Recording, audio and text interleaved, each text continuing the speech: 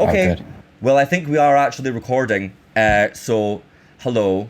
Hello. Hello, Well, hello. we didn't even actually do this last time. I didn't ask. We didn't introduce ourselves or anything. So, hi, I'm Ross. Hi, Ross. Hello. Hi, Ross. Please introduce I'm yourself, Jeff. gentlemen. Hi, Jeff. Yeah. Or wait, Quinn. You can call me Quinn. I forgot my online persona. Whichever one. Whichever one you like. Jeff Quinn, medicine woman. Jeff Quinn Madison. Well, I have not heard that since middle school. I'm Daryl or Dair, whichever. Yeah. Fantastic. Hello.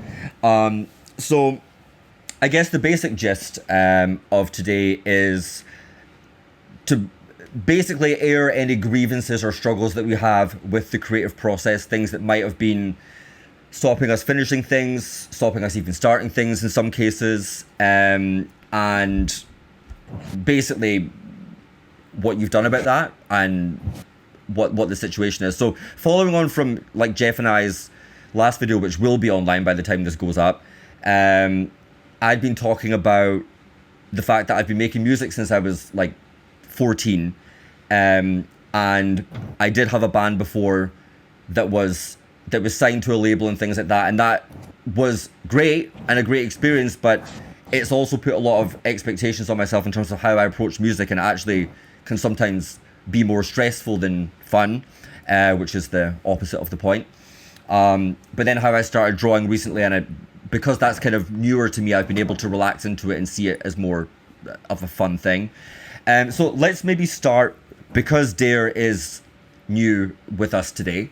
I'd like to hear if there's any projects that you have had similar things with, where maybe you're apprehensive about approaching it, or you're struggling to finish it, or something like that. I mean, I'm apprehensive and struggling with everything. So Fair. it's every project. It's pretty rare that I like what I'm doing. Really? And then if I do like it, then I'm excited to share it, and it's pretty easy to get done. I'll continue to work on it, but I'm extremely hard on myself when it comes to making shit, because I see so much that I enjoy, and I'm like, I want to make things like that, and then if it doesn't live up to those expectations, or if I hit like a learning roadblock or a snap, and just drains that motivation. And then also I post things and I immediately regret it, and I'm just like, well, no one's gonna enjoy this. I don't even enjoy this. So what's the point? That actually makes me sad to hear that though from you, because I like your stuff so much. Yeah, dude. Honestly, like the videos that you post, I freaking love the vibe of them and the aesthetic. So even like all of those that you post, that you don't really fuck with any of them, or? Really? I mean, I like some of them, but it feels uncomfortable to be seen, and putting things out there. So, which is why, now to go back to flip over to what I'm doing about it, is that I'm recording videos with just me. I'm just talking to a camera about what's happening or things that are going on, etc. So that's a way for me to feel uncomfortable, but do it anyway. Yeah, I saw you posting that recently. I actually thought you did a great job. You seemed very natural at it. Yeah, so I get a lot of suggestions in my feeds about that type of social media posting, about talking to camera and just that kind of content creation, and some tips of just like pretending that you're talking to just one person, not to however many people might see it, and also trying not to see myself on camera, because if I see me in the reflection or the mirrored back image, then I get distracted, and then I fumble, and then I just like get super self-conscious. Yeah, that's a good hack. That's like I think that people do that a lot with like just taking pictures too, like selfies. Like when you're not looking at yourself, you come out more natural. Right. Mm-hmm. Right. Yeah, Not it's a really good hack. overanalyzing too much. Yeah. Yeah. And also, so I batch recorded a month of stuff in one day because I was trying out all of these hacks and tips on how to actually do this successfully and actually do it instead of procrastinate. So I recorded a bunch of those videos and I felt pretty good about them, but then you got to rewatch them. You got to watch them to see if they're actually good, and that's extremely uncomfortable. Yeah.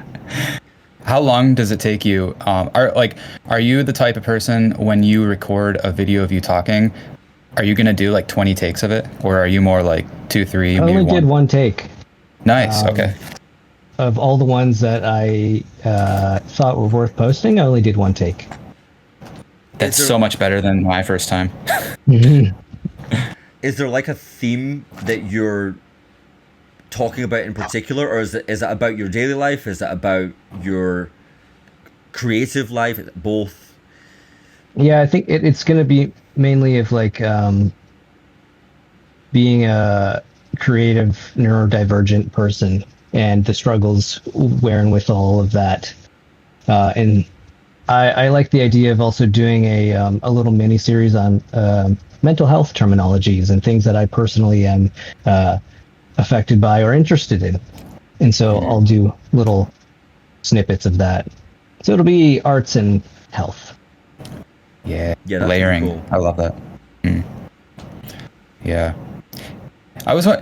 It's the comparison thing, because you mentioned like you hate posting your stuff because you find yourself comparing yourself to some ideal that you have. Is that like comparing yourself to other creators or artists, or is it comparing yourself to like the image you have, like you know what your potential is, or you have the ideal of what your should be, and you're comparing yourself to that? It's a bit of both, and it's definitely like an expectation of my own stuff that I'm making, or if like while I'm making something, if it's not quite getting to the level that I want, but I still want to post it, it'll feel a little disappointing to do that. So if it's not, perfect, if it's not exactly what I want it to be.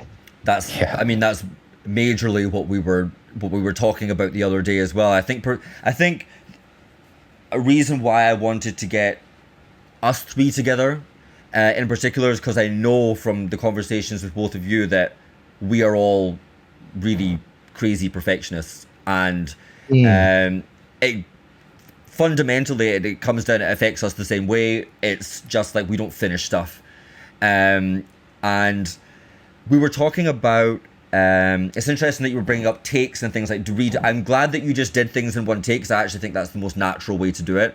But we were talking about music and making demos, for example, and how demos, I'm so good at making demos, great at it, but I'm not good at taking that demo and then making it into a finished thing. And we were talking about the struggle of when the editing comes in rather than the creative process, and how it can be quite easy to start editing yourself before you've even got the fucking thing, like before you've even got the base. Music too. Yeah, it's just I'll make a little 20 seconds of something that I'll really enjoy, and then I don't know how to branch off from that and create it into a full 3 minutes or whatever. That's the most common music producer problem thing I think everyone has. And what I've started to do recently is just copy and paste everything for 3 minutes, and then like do subtractive arrangement and just kind of take bits out and do that. It's a good kind of way to just get over that I'm stuck in the 2-bar, 8-bar, whatever loop you have going on. But in terms of music, because we talked about your video stuff, but like in terms of music and video, do you find there's a different level of perfectionism, or is it the same? I feel there's less expectation with the music, because that's secondary to what I'm doing, that what people are seeing anyways. I do have ideas of putting out music on its own. But until that happens, it's only just kind of a perfectionist for my own liking. So I'm not too concerned if people really like it. I just want it to be palatable and to fit what the video is. That is really interesting. I think Jeff's probably thinking the same thing as me, because what we were just talking about, because Jeff asked me a similar question in the last video, which was, is there one that you care about more, music or art? And I said there's music and visual art, obviously, that comparison, but like I was like, no, not on the surface, but it's also a kind of yes and no, because one of them is more connected to my ego, which is music, because that's what I had my initial success in, or a taste of it. And then the visual art stuff is what I graduated in. But it's also, there's always been a synergy between, they've always kind of come together, whether it was me wearing makeup on stage, costume and things. Now it's going more into like a, less on myself and more into drawings and things like that. But there's more of a freedom for me in that. Because it's the thing that's, I guess, air quotes, secondary, and which matches exactly what you've just said. So because you're mainly a video producer and photographer, etc., music is a thing that's it's an additional element of what you're doing, but it's not the main ingredient. Therefore, you're able to maybe be slightly easier on yourself with it. Yeah, I guess so. It's just, it has to go well with the visuals. Yep. So if it's disjointed and it doesn't fit whatsoever, then it's just not going to work for me. And that's what it pisses me off sometimes, scrolling through socials, and I'll see a post that I'm really interested in, and then I'll unmute and I'm like, what the fuck is going on? This is the worst song I've ever heard, and why is it put towards this? So it has to fit the mood. It has to vibe with the visuals. Which I think you're great at, by the way. Yeah. And I'm very excited for you to come out with music as well. But I really do think that your music does work so well in combination with the visuals that you do. So like I'm excited to see that continue to come out that way. And I think that's what we've all kind of got in common. All of us have a visual and audio component to what. That's what's fascinating. But yeah, like I think we're all on that like layered element where it kind of like circling back to like what you're most stressed about. Like, you know, Dair, for you, it sounds like a lot of the film and editing is giving you grievance, whereas the music's a little bit like you're less attached to it in a way. And I think like it's just more free flow. Okay, yeah, like you're kind of like letting it happen, or maybe it's like something you think about that was inspired by the film or the photography. Yeah, it's sort of like, I don't know if it's an ego thing. Like I can't help but think about like the brand side of things. Even though like I really try to distance myself from it, because it's like I don't care, whatever happened will happen. But like I think like, what do you want to be most known for? Because I do so many things, or you guys do so many things. It's like, what's front loaded in that title? Is it music, or is it film, or is it visual art? And I think the thing that's like closer to the name, it tends to get a little bit muddy with nuance and ego, and you're like, it's got to be perfect. And like I had this image in my head of like, I don't think I've ever had like the image match what happens inside of my DAW or camera, right? And I think that used to drive me nuts, because like I would have this like epic shot idea for like, if we're talking about video, and then like I would end up with like a 2-minute video, but I never did the shot, and then it just sits in limbo because it's not done. So I'm like, do I finish this? Like I never did the thing I set out to do, so I'm not good enough for it. I don't know. Right? Yeah, I start so many little projects and then I just abandon them because I hate them. The hard drive graveyard is real, seriously. Like I was talking to Jeff about how many albums and things I would have in my portfolio if my hard drive translated to actually doing it. It's unbelievable. But going back to that point that like Jeff made about what's your kind of main thing, I guess what I've kind of found out recently is, because, well, music was always my main thing for so long, but because now I'm starting to kind of experiment with doing things like this, like, you know, video things and drawing, I'm finding that diversification is, I feel like it's probably going to alleviate some of the pressure from it having to be just like my music must be great, because there's different facets to what I'm doing and what I'm exploring that I'm hoping that kind of allows me to loosen my grip on the music side of it. What do you guys think about for, like, in terms of what your main thing is versus what the other elements are? Well, it's funny because it's literally something that I have already recorded, talking about being a multi-hyphenated artist. And so where's what the through line is with all of that, and whether being a multi-hyphenated is less pressure or more pressure. What do you think? Because I think it depends on the day. I think it depends on how you perceive yourself and how you expect others to perceive you.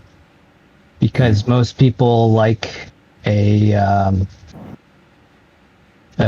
someone who's focused on one talent. And I think if you're multidisciplinary, it tends to water things down, unless you're really good at all those things. And then people are impressed by the jack of all trades. So I think it can be stressful to be someone who's talented at many things, because you want to be good at all of them.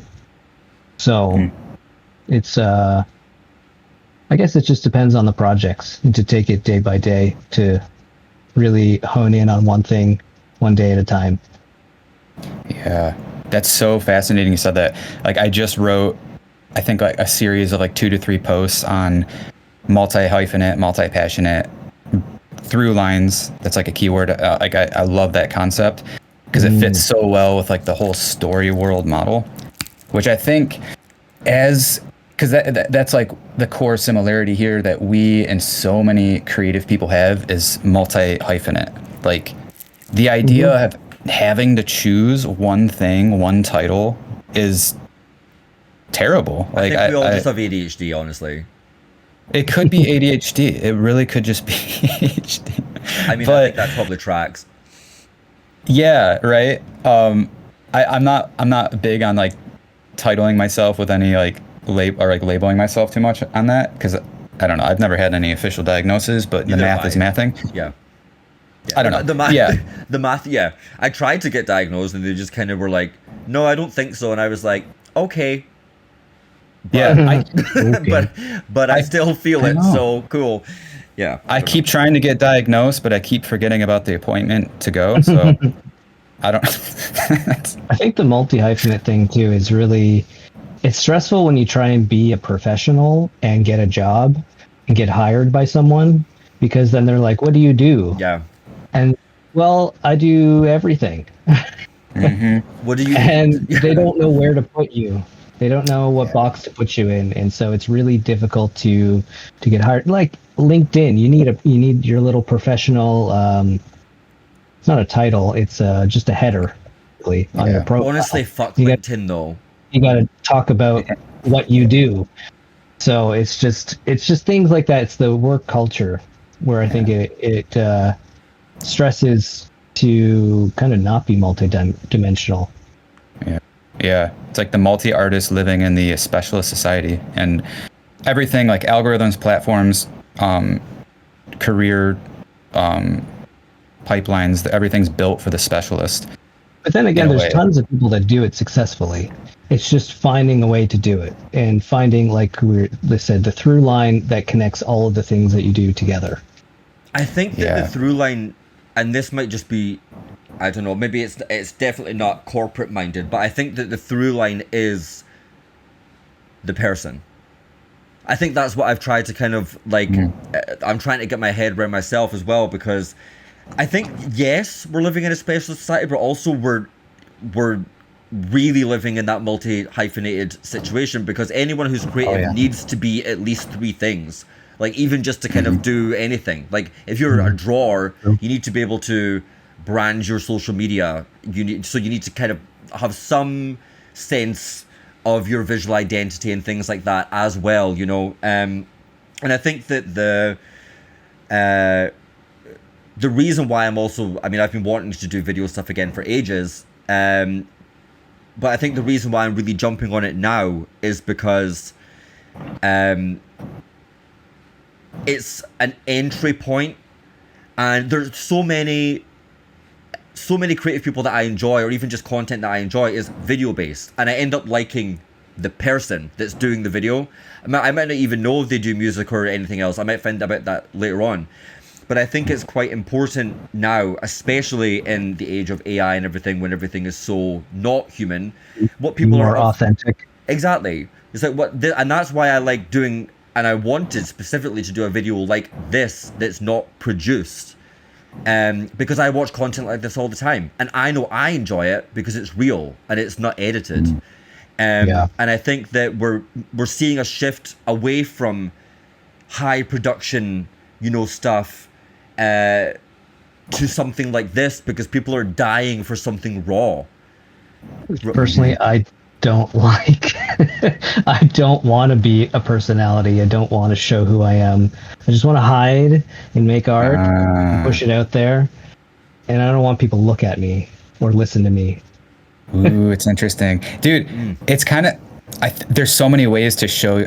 I think there's so many ways to show yourself without showing yourself. Yeah, this isn't the only thing, of course. Yeah. Right. Yeah. Like I think it kind of circles back to like what both of you guys said. Like we're living in a special society, but it's definitely shifting. Where like the creative economy, whatever you want to call it, is definitely more flexible in how you define yourself, and it's actually working really well. Like so many of the creators that like inspire me, they're capturing so many layers of their life, and they're sprinkling in their core stuff, which is usually 2 to 3 things on the like inside of it. You know, maybe they're an artist who also like makes music, you know, and that's like the core theme, but they're sprinkling in so many aspects of their life that seem random. Like, oh yeah, like I love traveling in Tokyo and ramen too, and I have a travel blog, and then I do all these other things, and it ends up creating this like thing that's highly relatable, because I think everybody's naturally multi-hyphenate. That's just like the human condition. Like, yeah. Dair, I do have a question. I'm going to put you on the spot a little bit, because I'm genuinely curious to know, because you've said that you don't really want to be seen. You want your work to be seen, but you don't necessarily want to be seen. But you have started recently doing talk to camera videos. Yeah. Is that because, do you feel like is that due to a pressure of feeling like you have to do it, or is that you feeling like you do want to do it, but there's maybe just some apprehension towards doing it? I think there's a pressure that I have to do it, and also that I think it's good for me to do things that make me uncomfortable. For sure. So it's a personal growth thing to be more comfortable with myself. Yeah. To see myself on camera, etc. So it's kind of a combination. I think it's great. I think however, as long as it's benefiting you positively, I think it's fantastic. Whether you want to end up, you know, really going down that route, or whether you feel like, actually, I feel like I just got the confidence that I needed just from doing this, and that confidence could be applied to your other things, even if you want to kind of stay in the shadows, you know what I mean? Which is also totally fine. I think I was just getting so frustrated and fed up with putting art into the void and just nothing happening, that I decided that I'm just going to make videos about making the art. Yeah. Instead of putting art out there as a finished product, which, yeah. Yeah, dude, this is Ross. I feel like you were just talking about this when we were talking last. Is people are falling in love with the person first, and then the art second, and love it or hate it. I don't know if that's a good or bad thing, but becoming it's just the way it is.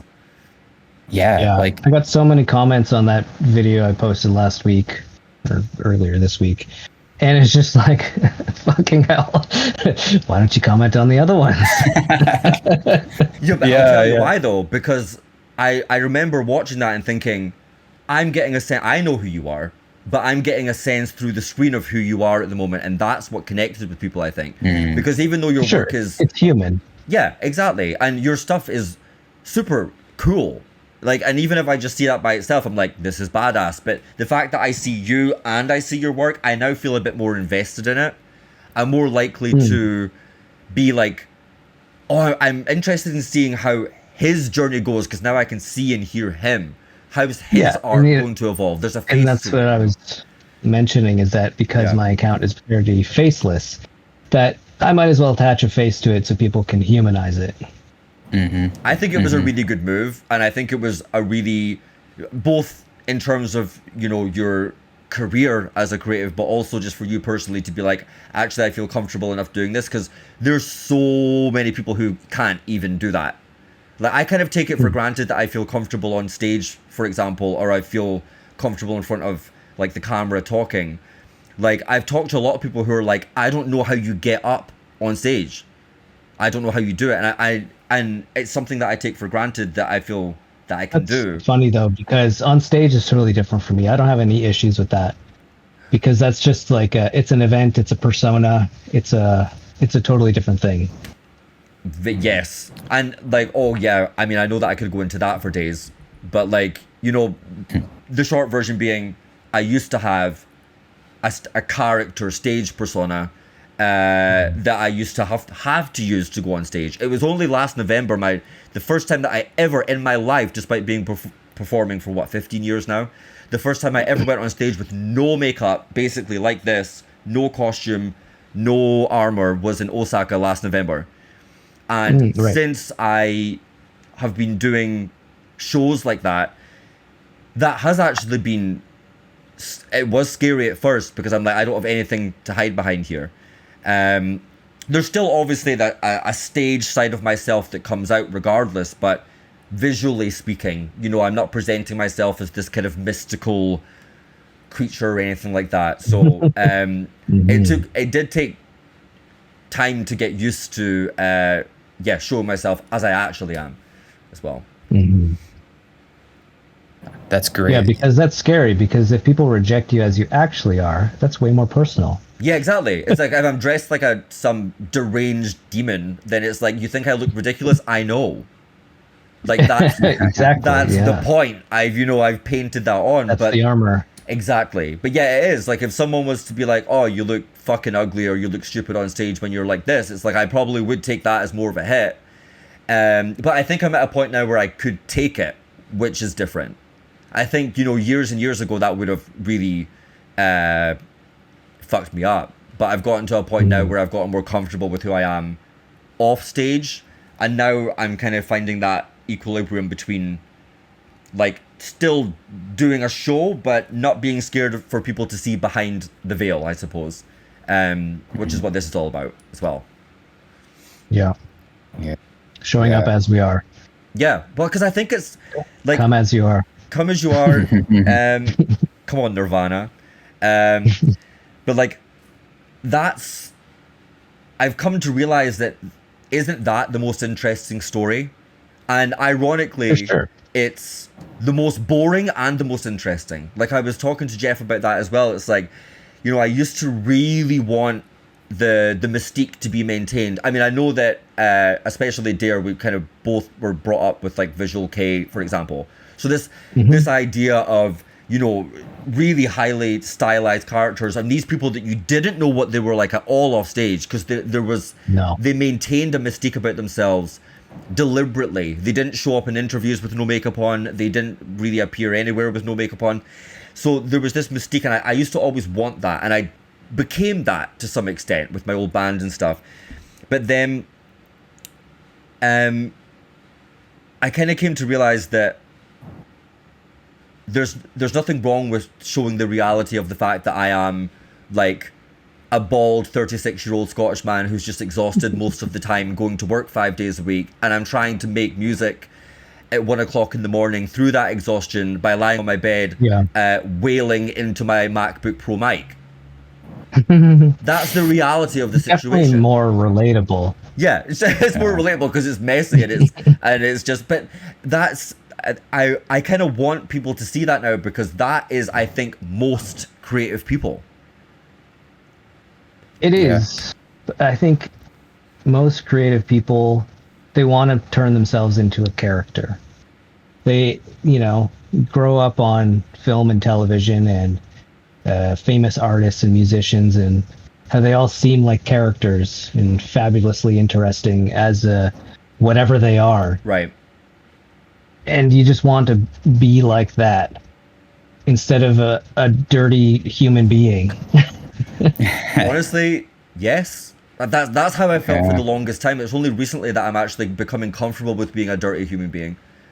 And being like, here's my art, but then also here's me, and it's just as messy as everybody else. Like, it's not there's nothing glamorous about it.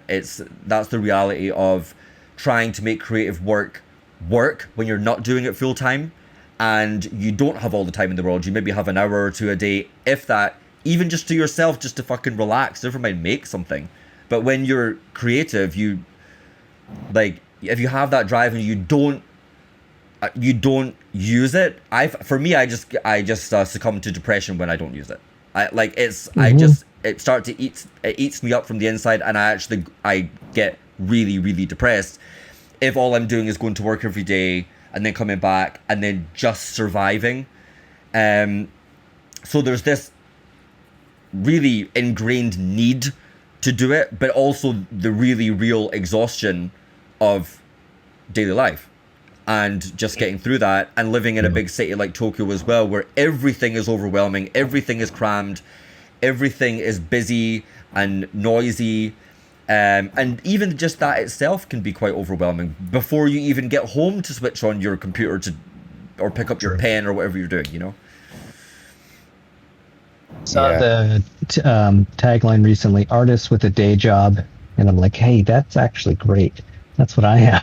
And I think that is what the vast majority of people are. And what makes me really sad is when, and like, my brother is a good example of this, and I'm sure he won't mind me bringing it up, but like, my brother finished a master's course in creative writing and has done script writing and everything, screenwriting, for himself. And I just recently said to him, I was like, you need to start sharing this shit, like, because I can see that he has the same creative bug as me, and he's a highly creative person. He's a great drawer as well.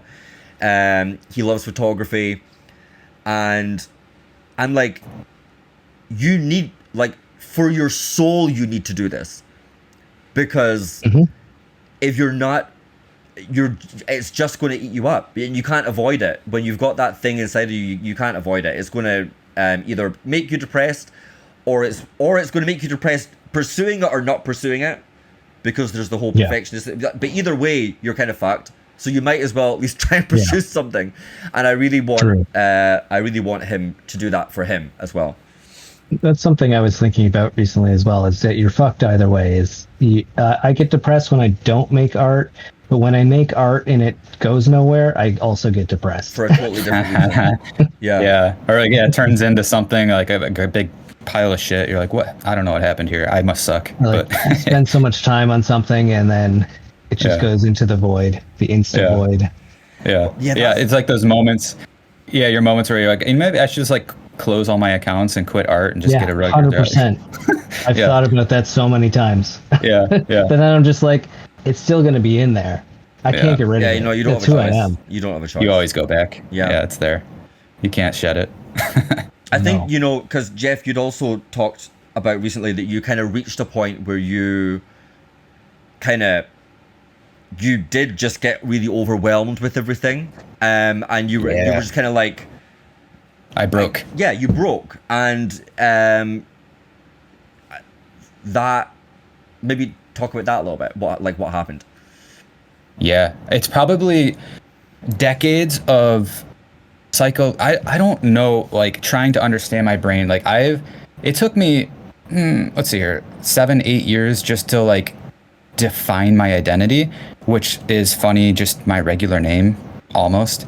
Like, I've gone through, I don't know how many rebrands. I ended up with 3 Instagram accounts, 3 YouTube accounts, 3 different website domains, 301 redirects of all that shit.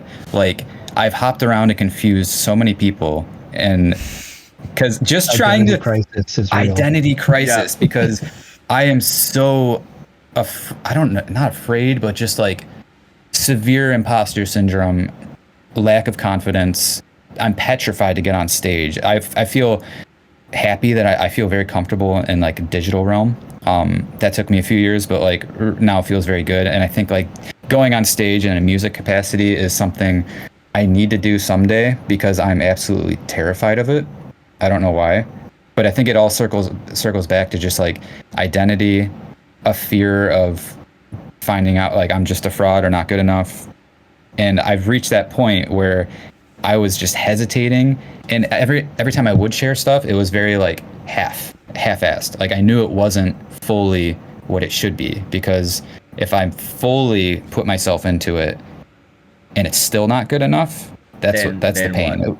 Yeah. Yeah, that, at least I know I'm half-assing it, so like there's still a chance that it's okay if I actually try one day.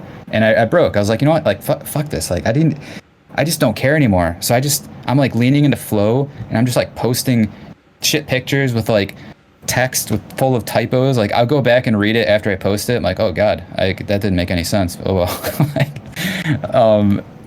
And I think hitting that point where you just don't care is healthy in a way. Yeah. Yeah. Because then at that point you do whatever, it doesn't matter anyway, in a good way. Yeah, I just don't care. Yeah, it's in a great way. Like I care, and like I notice it sneaking up, but I also am just trying to have fun. Like it, like again, like the title. Like I don't know if I'm a creator or a musician or an artist. Like depends on the day, and I just don't care. Like I don't know. I'm just like following whatever feels fun for that day. Yeah. So like it might be like a singing video, or it might be a video of me doing art. I don't know. And if it confuses some people, then maybe they're not the right people. Yeah, I think it's very easy to get caught up in what you are, like, Yeah. what you want people to think that you are, you know, like in terms of the title. I used to cling on to that for a very long time, and it's only recently that I've kind of relinquished that and been like, yeah, I don't know what people are necessarily going to think that I am, but I know what I do, and I know what I enjoy doing, more importantly. Yeah. And that will kind of figure itself. People are going to call me whatever anyway, and I feel like the more you try to force a particular route, the less it tends to happen anyway. It's like I really want people to think that I am like the best music producer ever. You're going to fuck yourself if you think like that anyway. Because someone's going to think that you're shit regardless of what you do anyway. And so you know, you really can't control the external view.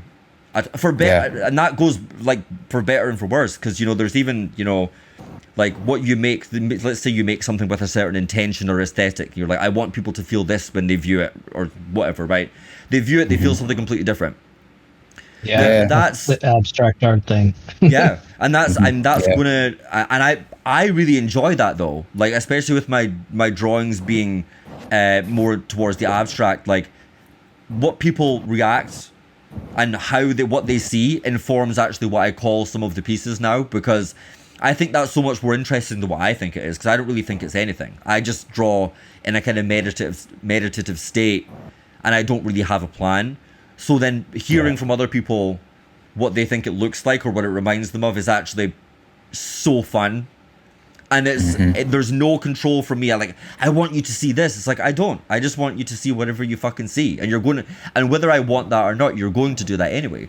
So there's a freedom in that. It's scary that you can't control it, but it's also more fun if you think about it. It's like, oh, people might see something in this that I would never have thought or never intended. And it most often is the case, I feel like. Yeah. It's like letting go of control. Like kind of very similar in what I was saying with breaking, just letting go of the control. And like very much like what you were saying, like the through line is you, like the you line, right? And like that's the key in many ways. Yeah. If you can lean into who you are, that's the trick. I think it really is just you get to a point you're like, I'm too fucking old and tired to give a fuck anymore. I don't care. Like it could be that. I just don't care. I think it is part of that where you just kind of, you're like, okay. And it goes for art and it goes for just life in general. It's like if you try to control the way things are going to go, you're going to get so tired. We can't really control that much, actually, when you think about it. And it's much more fun if you're just kind of like, all right, I am the water. I'm going to flow down the fucking river, and I'm just going to let it just, you know, go where it goes. And for the good times and the bad times, doesn't mean that you don't care about stuff and you go numb. It's the opposite. It's like, okay, yeah, I feel this is what it is right now, but this is the way things are going, so we're just going to flow with that. And you're still going to have the good and the bad, but I just feel like it's a lot less exhausting if you're just like, okay. I kind of compare it to like walking through like Shinjuku Station, for example, which is, you know, hell. But it's like if you're walking through the station and you're trying to kind of like push past people and stuff, you're going to make yourself very pissed off because you're going against a full thundering river of people coming towards you, basically. But if you're just like, you know what, I'm going to just walk and just go where it's easy to go, you're still going to it's still going to be stressful a little bit, but you're going to be a lot less stressful than trying to push past the way things are going, you know? You know what the trick I figured out with busy stations is Don't just leave the house. There's that, number one. Number two, if you have to be there, is you look towards the ground and kind of unfocus your eyes and use more of your peripherals. You can see people coming towards you or leaving. So it's actually a lot easier to navigate that way instead of like being focused on everyone moving. That's actually kind of interesting. That's interesting, yeah. The periphery, that's like, I mean, there's definitely a metaphor there because you're trying to focus on like this thing needs to be like this thing, but often the periphery has the opportunities. Part. Yeah. Yeah, you're missing. Yeah. It's more of looking at a bigger picture of the flow of everyone moving, and then you can just kind of navigate that way instead of being hyper focused on what's directly in front of you. And it works. That does it's a lot less stressful. Kind of work with the creative stuff rather than trying to kind of like focus on this particular result. It's kind of like allowing yourself to flow with what's happening. And I find for me that the easiest way that comes out is drawing, because it's literally just me and a pen.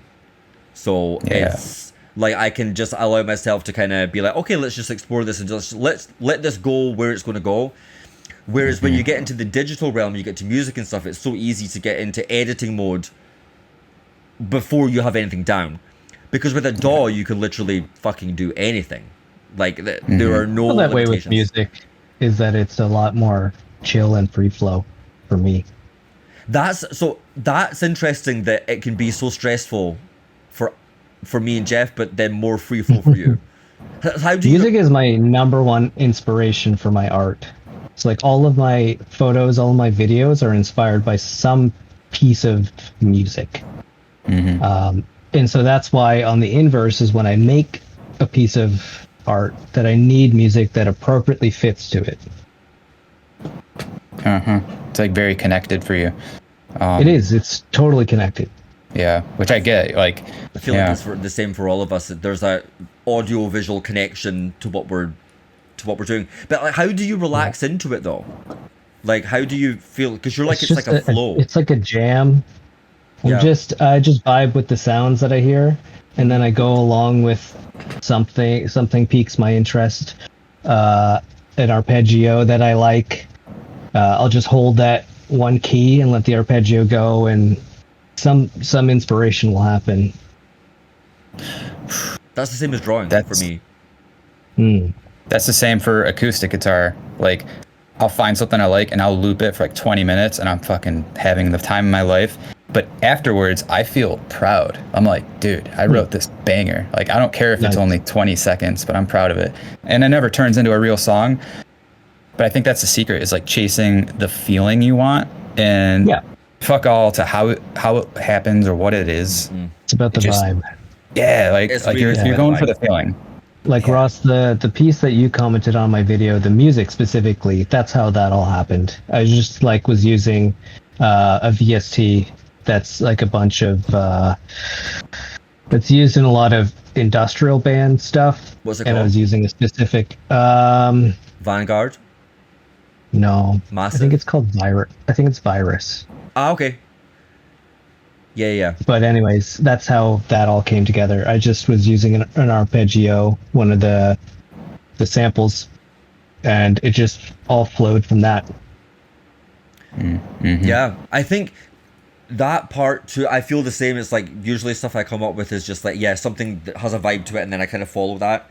But then I get like a demo that I really like, and then it's when I try to make that demo into a finished, polished thing is when I fuck myself up. Because it goes from that free flow, like, oh, this is like a vibe, I've got the vibe, but then it needs to be louder. The master needs to be louder, it needs to be better mixed. I need to produce this better.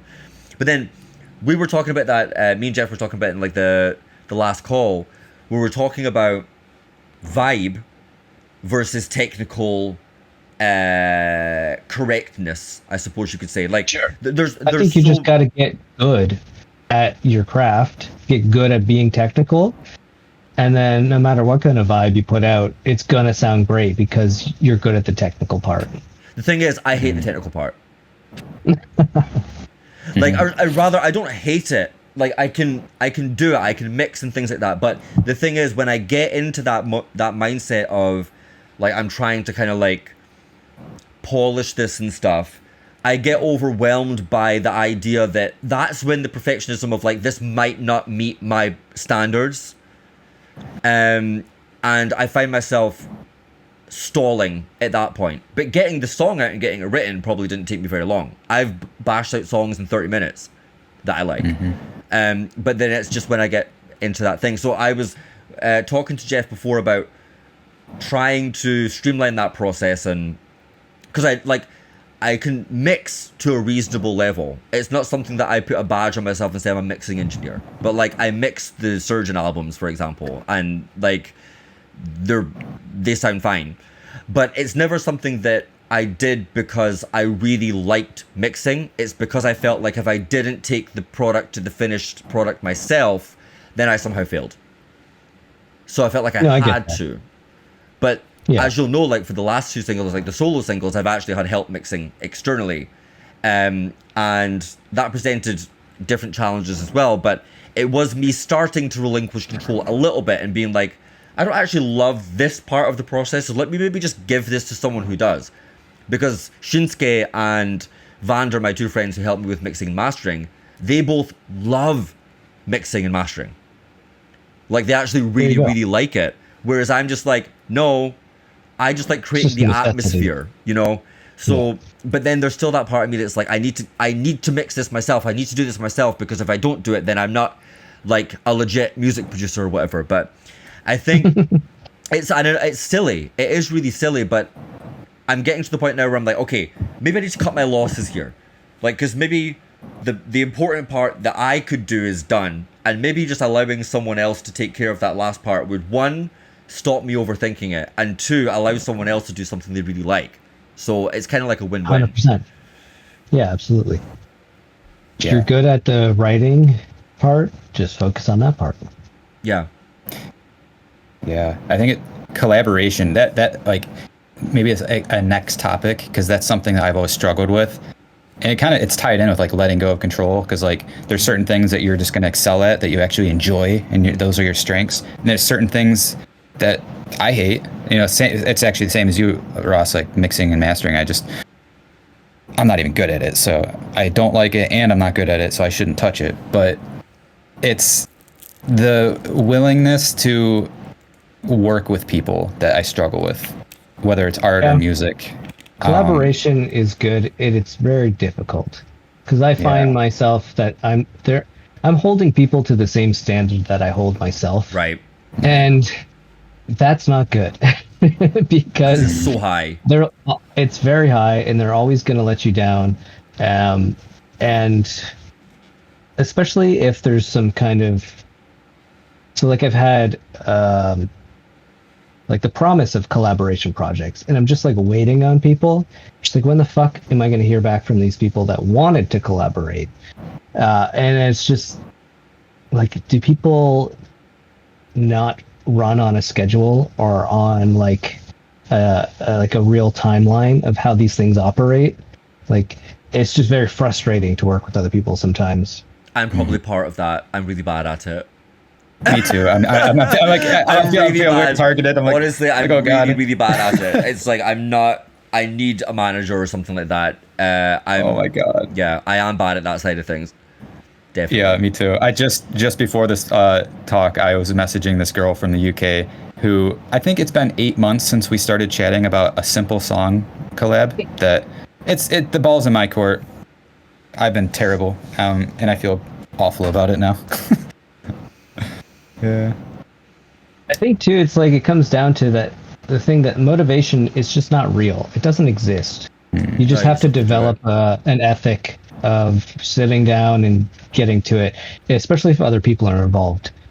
If it's just yourself, you don't give a shit. Who cares? Well, that's why I also wanted to do this, because I've been wanting to start my YouTube channel again for about 2 years. And then I was like, wait, wouldn't it just be really easy to have a conversation and record that? Like that's because one, it's natural, two, it's much more interesting. And it also keeps me accountable as well. It's like I'm having a conversation with these people. It's not just me. So I do think that having other people involved is really good, especially when you are like a bedroom musician or like a bedroom producer or something like that, where you are alone. So, and in your own echo chamber so much as well. It's good to just be able to get out of that. And I think it's hard to deep dive when you're on your own. It's a lot easier with other people to chip in their ideas and their riffs on things. And absolutely. And I think a block to that is when you have such a clear vision for what you want to do, and you're almost hesitant to have other people involved in it because you're like, what if they don't meet my standards? Then what if that's awkward to say? What if I'm going to just end up nagging them about what I want? And again, it's that kind of that control thing. But once you can let go of that a little bit, you can have so much fun. Like, for example, yesterday I met Zoria and Simon to do the zine planning. We had the best fucking time. Like, we were like mapping out the zine like in like a sketchbook, and like what this is where this is going to go, and this is what we're going to do for this, and ideas were just flying over the table constantly. And it's something that if I sat down to do it myself, I'd get paralyzed within 10 minutes. But because I was with them, it was just this effortless back and forth that by the end of it, we were like, holy shit, we have a plan for like a 16-page zine.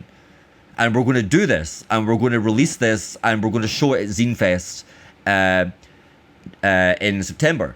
So I'm so excited about it, and the process of doing it and being there like in person as well. Like there was this, actually physically drawing things at the restaurant together on the table and then passing it over, and like it was just this. It's something that I think I've been deeply missing, and I didn't realize it until I actually did it. The art collective, collaborative nature of things. Yeah. Yeah, that's everything. Yeah, because like Dair, when we met at the exhibition, that was like the first time I've ever like mingled with other creatives. Like, outside of my hometown. Like, right. I grew up in like a very creative group. It was like a multi-generational creative group. Like all of our older brothers and cousins were friends, and then all of us second generation we're all like doing the same shit. But after like from college and then like moving up to Tokyo and everything, I love all my friends, but I didn't have a core community that was creative. So this is all very new to me. So I think that might segue into collaborations better because, for sure. Right? Yeah. I think it's so important to connect with people like that. Yeah. All of the collaborations I've done while in Tokyo have been with people I met through film stuff. And so Tokyo is just full of creative people in all these kinds of niches, and they're all working on something. Yeah. Yeah. It's fantastic. I think which is thanks to Ross for inviting me and pushing me to put myself out there more. Well, I really wanted both of you guys to come because I really I wanted both of you to like jump into this with me, because it's also quite new for me as well, because like in terms of the art side, obviously the music stuff I've been doing, but even then it's like it feels like there's so much going on, but in Tokyo it sometimes feels hard to get a foot in the door. because there's definitely a lot going on, but it's like, how do you just get into it?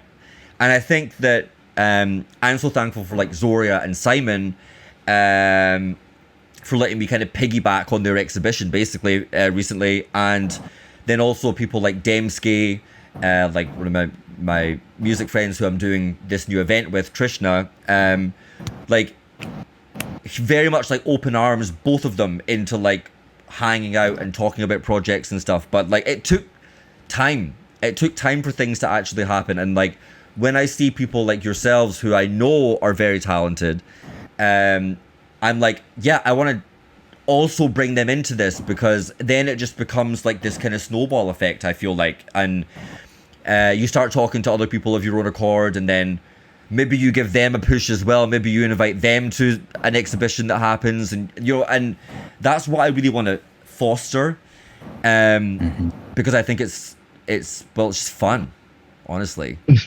Yeah, hell yeah. And that's a big reason that I'm doing these more intimate videos as well, is to like connect with people. Yeah, is to like see maybe someone might comment, or I don't know, interact, that's doing something in Tokyo that I'm also interested in, or to collaborate with new people. And because I spend most of my time here in this room, right, that it's very isolated. So it's a chance to branch out and maybe connect with people I would not normally interact with. Yeah, for sure. That's like it's hard, because sometimes I have a tendency to be a bit introverted, which isn't very, I think everyone's introverted these days, but yeah, it sometimes all I want to do is stay inside, but when I do put myself out there, it's like it's usually you're happy you do it. Oh, 100%. Yeah, I'm glad that I did it, but it's like the anticipation of getting on stage. The anxiety of doing it before it happens is the worst. It's far worse than being on stage. 100%. Yeah. Even now, I think, like, I'm never nervous until 10 minutes before. That's when it starts. Like, I'll get this kind of like wave of anxiety 10 minutes before, but then as soon as the set starts, I'm fine. It's just exactly. That kind of last minute kind of, oh, I'm about to really do this kind of situation. But I do think I think I'm getting more introverted as I get older. And I don't know if that's just a product of age, or it's also kind of circumstance, living in somewhere like Tokyo where I feel quite overwhelmed quite a lot of the time, like being outside and in crowds of people and constantly every day on like a really busy train. And I don't really actually deal with that very well. Probably no one does really, but I find that makes me really value my alone time, which I have a lot. I spend a lot of time alone. And I do get energized by particular social situations, but I also, once my social battery dies, I kind of just shut down. And that's also and I need to kind of recharge quite a lot after social interactions as well, even though I can be the life of the party, but until a certain point, at which point it's like night, and then I just I literally just shut down. But I'm getting better at anticipating when that's going to happen, and what kind of events that would happen at, and then trying to maybe avoid those when I know that I'm not there enough for it, because I'm not that fun once my social battery dies, and it's not fun for either party, you know what I mean? It's but yeah, I mean, you can just share disgruntled glances. That's fine. Yeah, like, that does happen. Yeah, if I'm in a situation where I can't leave, I'm like, yep, disgruntled glances like, about what you're gonna get. Yeah, people leave you alone. Yeah, that's. I think maybe we're just becoming more selective with our time as time ticks on. We're like, fuck. I notice the urgency of life a little bit differently, so it's like just more selective, I think. Yeah, which turns into introversion. I'm very much a cat energy. I'm always selective with time and people, Yeah. I think there's nothing wrong Yeah. with that, though. I think it's actually a really important Yeah. skill to have, or awareness to have, to be like, yeah, so how am I actually going to spend my time? Because burnout and exhaustion can creep up on you before you know it. Oh, yeah. You know, it's happened to me so many times where I've been not aware of how much I'm doing, and then I crash and I'm like, oh fuck, and then it takes me like about a week to get over it because it's just like an overwhelm. So yeah, dude. Yeah, Like when we met today for the movie, I felt hungover. I did not have a drop of alcohol last night, but I hung out socially for like 6 hours talking, and it was like we were up late. I got 8 hours, but dude, I felt hungover, social hangover. Yeah. Yeah. That's real as fuck. That is really real. I'm better now. Yeah. Yeah, well, see, but this is the kind of interaction that actually recharges me, though. Like, I don't think I'm going to leave this feeling exhausted. But if I went to, like, for example, the exhibition a couple of weeks ago, that was really fun, but I left it feeling like dead because I was on my feet for 10 hours, basically. And it was just, you know, talking to people constantly, which was really fun. But then I kind of cut off towards the end and I was like, oh shit, I feel it happening. So I was like, guys, I'm going to have to bounce out. And then I actually did kind of feel a bit like depressed afterwards. I was completely glad that I did it, but I think I kind of went over my social battery. Like, it was already beeped out, but then I went about 1 or 2 hours over. That was intense. Yeah. But I still, you know, it's going to happen sometimes, but. Oh yeah, it's gonna happen. I mean, it's hard. I think like creative people, we're not. Part of us just want to be in our studio and like tell the world to like fuck off. We just want to make our thing. Yeah, for sure. Yeah. Oh, I had it's kind of a random question. I don't know if you're looking to how long are we at? Is it like an hour? About an hour now, but I think what's up? Yeah. We're just. I think we just hit an hour-ish, or we're maybe a little bit over. But yeah, go for it. Okay, I'm genuinely curious, kind of both you guys, because all of us layer stuff on top of each other. Music and art are some sort of visual media.